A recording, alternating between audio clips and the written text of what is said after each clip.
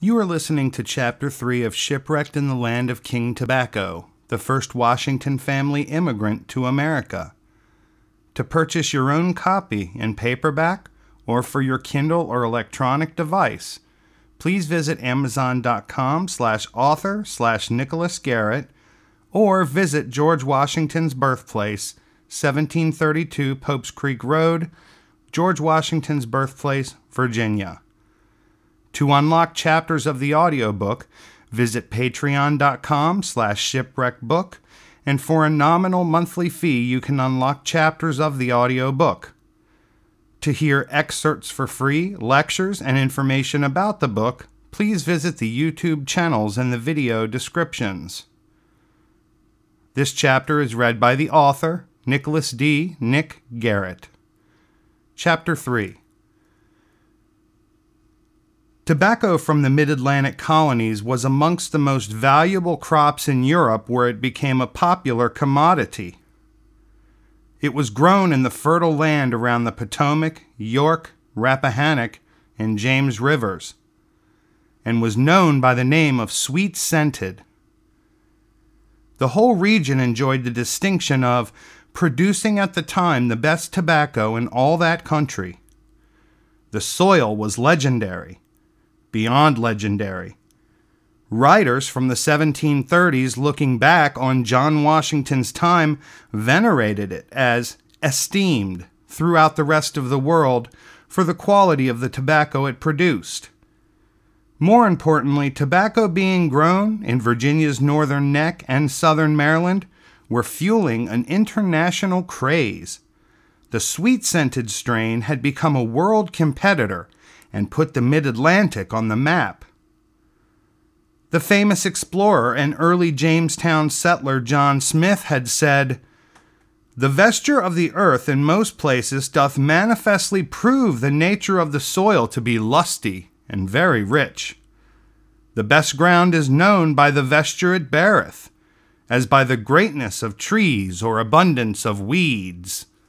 Exploration and settlement around the Chesapeake Bay eventually led to large farming operations and consequently the globalization of her products. The growth of tobacco and its export from Virginia was now an international operation and impacted the direction of the entire world and how economies would operate.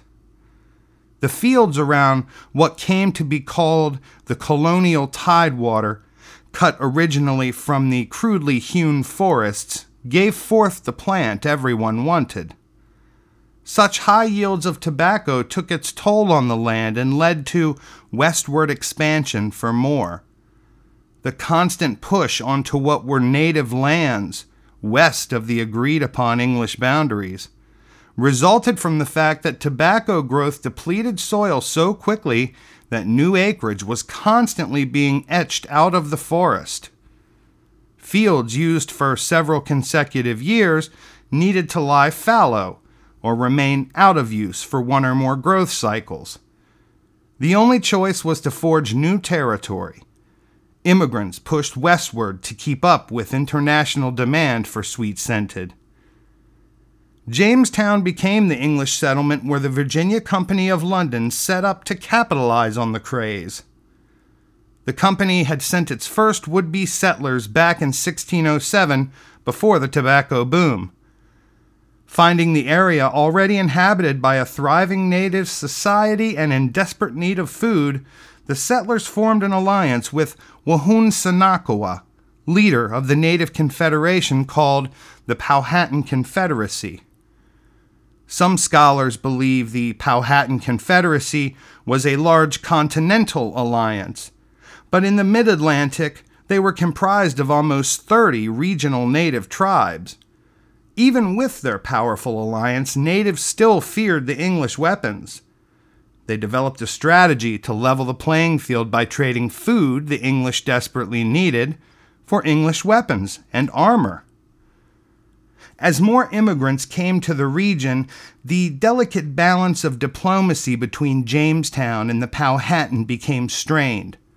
On the brink of collapse, war broke out in 1609 and lasted for 4 years. The conflict only ended after Wahun Sanakawa's daughter Pocahontas fell in love with and married the Englishman John Rolfe. Pocahontas's marriage to John Rolfe seemed to have been in part political and in part sincere. She grew to like some of the English lifestyle, and at the same time aimed to ensure that her father's kingdom retained power. Both sides used the marriage as an olive branch. Their union brought out the best intentions of both sides and led to a cessation of hostilities for a short time. Accounts of events between the settlers in Jamestown and the natives changed over time. For example, John Smith's earliest accounts of having been held captive say nothing of his release from certain death by a beautiful woman. Only after years of romanticizing about the region and its tobacco culture in writings and stories told by mariners did Smith's narrative contain Pocahontas saving him, flanked by a group of gorgeous exotic women.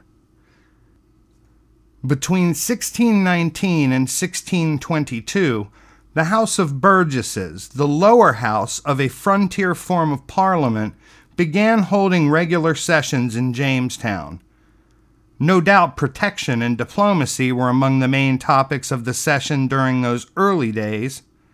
Meanwhile, Wahun Sanakawa's brother, Opechancanough, irate over the killing of one of their most prominent warriors, carried out revenge on a large scale, even though the Powhatan Confederacy were not entirely united on the solution.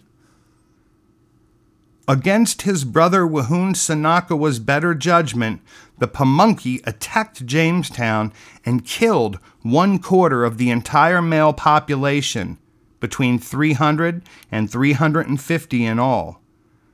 These unfortunate circumstances at times stemmed from the all-too-common occurrence of soured deals between individuals who had trouble communicating to begin with, and having nobody before which to seek justice that was seen as impartial. Most often, those instances drug whole groups of people into conflict. After blood had been spilled on both sides, a treaty came about that limited further colonial expansion and laid the groundwork for what would eventually become a favored status relationship between the English and the Pamunkey and Mattaponi tribes. This treaty excluded others in the Powhatan Confederacy and showed the growing divide between Wahun Sanakawa and his brother Opechancanough. The alliance with the English led to additional resentment because it showed a fissure between the leadership of the Powhatan and those who favored the more aggressive approach of removing the English altogether. Tensions remained high in Jamestown and among the fledgling tidewater plantations. Food prices became heavily inflated, and the limited population of English continued to die off from disease and starvation. In time, a second expedition of English immigrants came. They brought metal tools and weapons of warfare, which led to a shift in the balance of power again.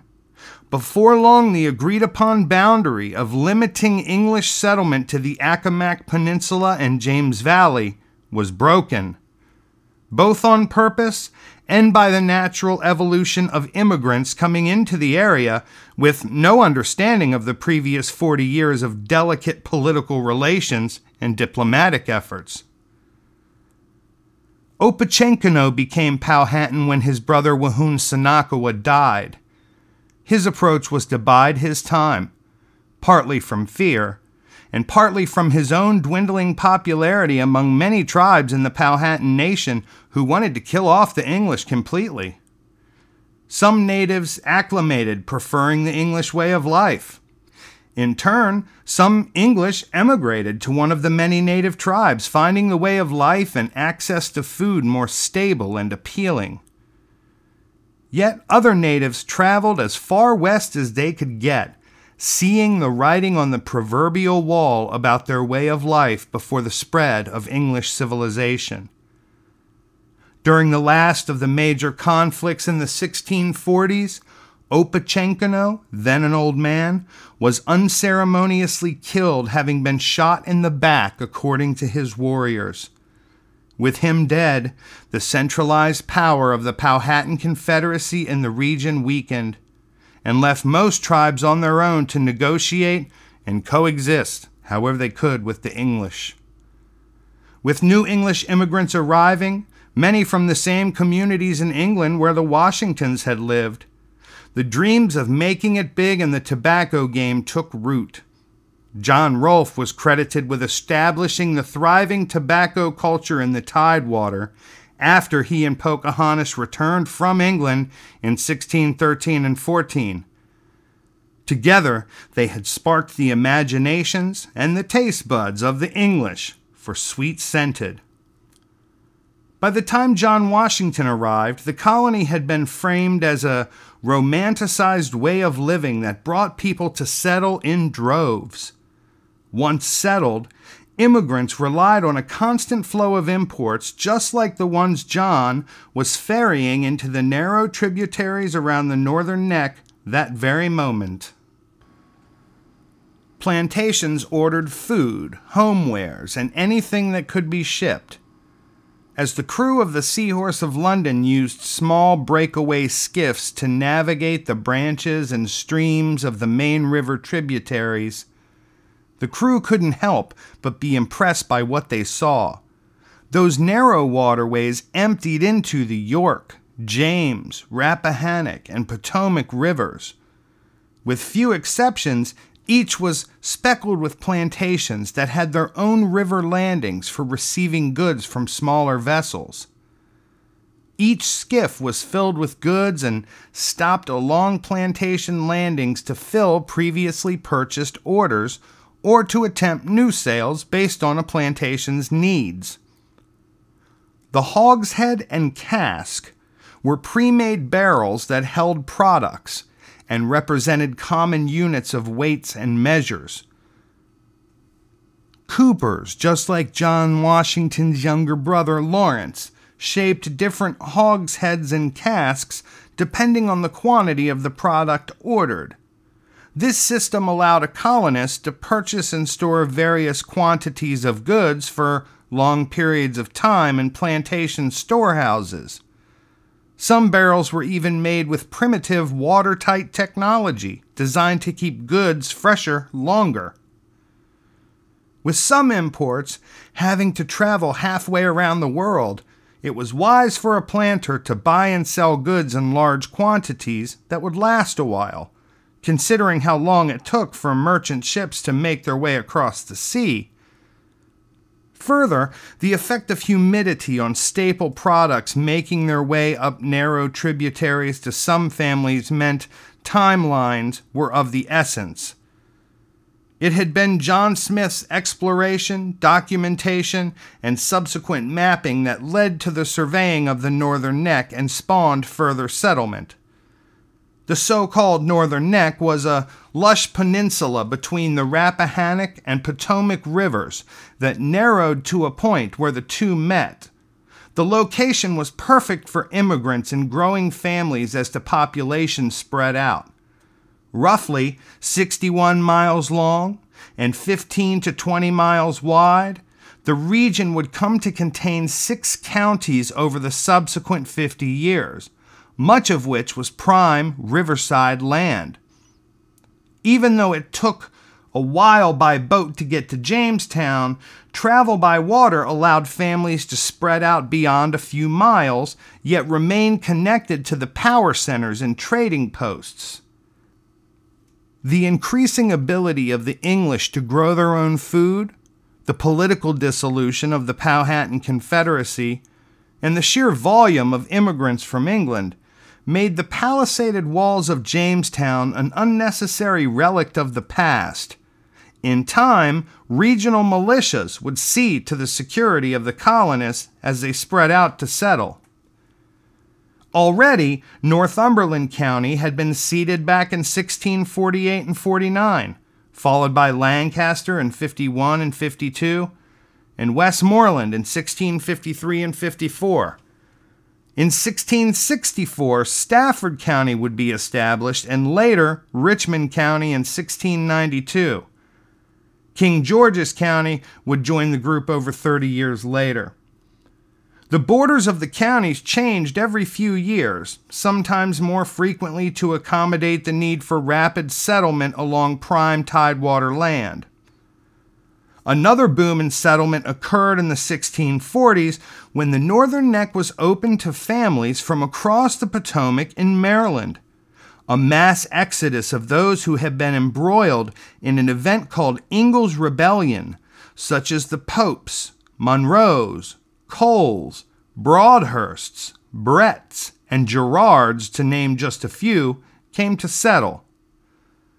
When the Catholic Lord Baltimore and Calvert family came after them, demanding loyalty and fealty from the largely Protestant families, rather than compromise their political and religious convictions, the transplants sided with Captain Hill, who they viewed as the true and rightful claimant to Maryland's governorship.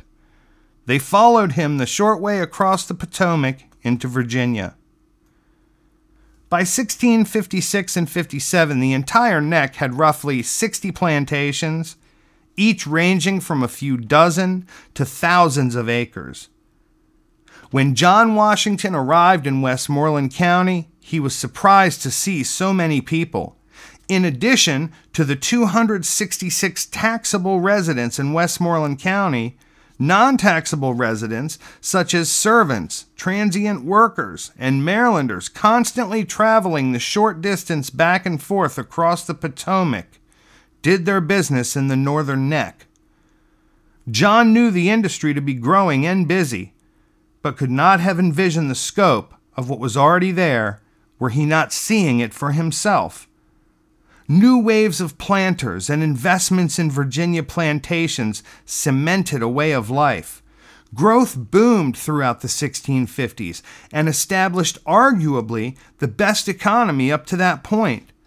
An entire gentry was born out of combining talented emigrants from England, planters and farmers, and a system called headright. Headright was the title of a system of indentured servitude that allowed servant-turned-planters to spread out to grow tobacco after a period of service to a planter that paid their ship's fare and incidentals for the trip to America. John Washington was amazed by what he saw. Far from being a separate world across an ocean, England remained foremost in the minds of the colonists, and the Atlantic little more than an oceanic superhighway. According to accounts written within just a few years of John Washington's arrival on the Seahorse of London, a clear picture of his surroundings were well described. The body of the country from the river is generally woody, but not like ours in England, for they are so clear from under woods that one may be seen above 1.5 miles distance, that you may drive